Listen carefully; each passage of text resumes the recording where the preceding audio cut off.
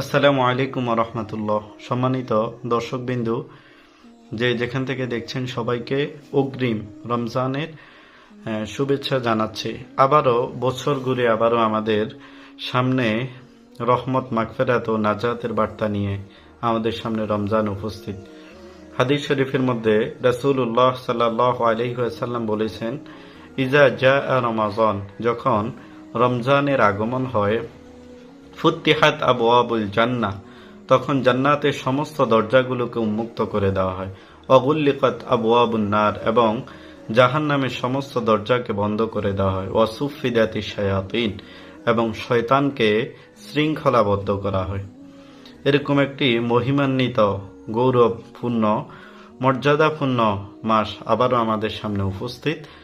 আমরা এই রমজান উপলক্ষে আল্লাহ তাআলার এই রমজানের পবিত্রতা রক্ষার্থে আমরা সব ধরনের অন্যায়, অনাচার, পাপাচার, আল্লাহর অবাধ্যতা থেকে বিরত থেকে রমজানের সময়গুলোকে কাজে লাগাবো ইনশাআল্লাহ। আল্লাহ তাআলা আমাদেরকে তৌফিক দান করুক।